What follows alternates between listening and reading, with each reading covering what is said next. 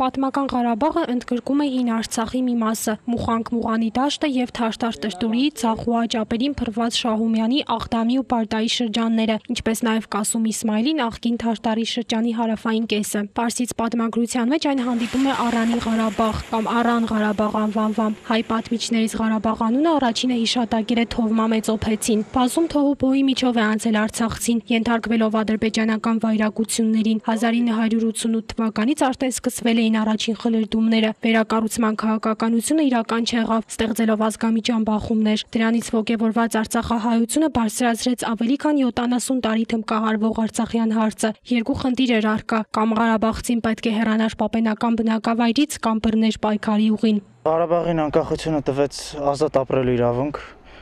ապրելու հայկական հողի վրա, իր հողի վրա, հայկական հողի ոչ թե թուրքերի հողի վրա։ Ղարաբաղցուն տվեց ազատություն, նաև տվեց երկար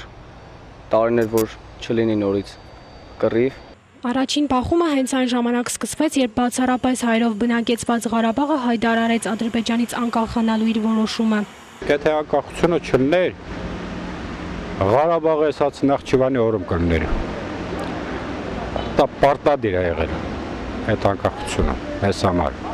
Եվ մենք էլ պիտի այդ անկախությունը պահենք։ Ղարաբաղցին պահեց այդ անկախությունը, իր առջև դնելով հաղթանակի վեհ գաղափարը։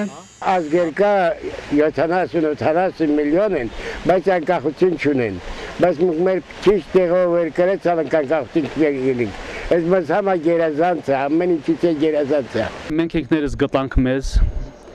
մենք ինքներս իմացանք ինչ ենք ուզում, մենք հասկացանք ուր ենք գնում, եւ ըստ երևույթին անկախությունը դա առաջի քայլն է ու ամենագլխավոր քայլն է։ Թերևս արցախցու համար անկախություն ասված ամենակարևորներից էր։ Երկար ժամանակ ճնշված ժողովուրդը իր առաջին քայլն արեց որպես ազատ մարդ։ Մենք միշտ էլ ձգտել ենք այդ անկախության, միշտ էլ ձգտել ենք, որ Ղարաբաղը լինի անկախ։ 88-ի մեր շարժումը հիմնականում վանկարկվում էր, հիմնականում կոչվում էր միացում։ Մենք միացման մասին ենք միշտ խոսում։ 1988 թվականը հիշատակվում է որպես բազմահազարանոց ցույցերի Ադրբեջանի կողմից իրականացվող բռնության մի ողջ շրջան։ Անկախությունը դրական քայլ է եւ ասենք եթե շարունակեր խորհրդային տարիները, ապա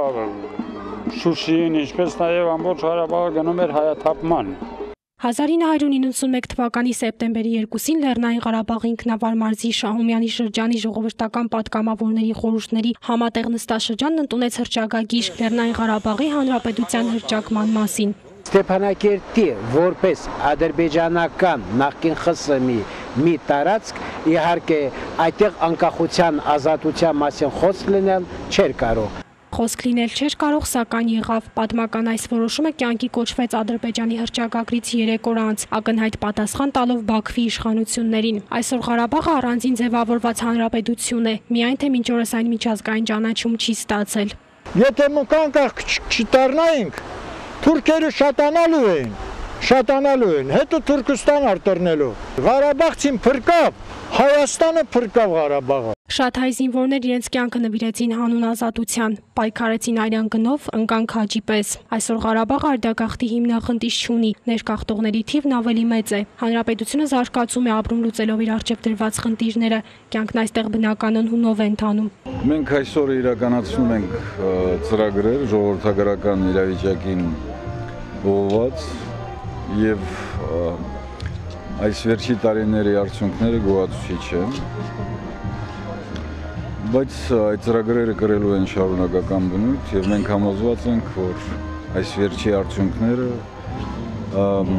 եւ այդ իրականացող ծրագրերը մոտ ապագայում կտան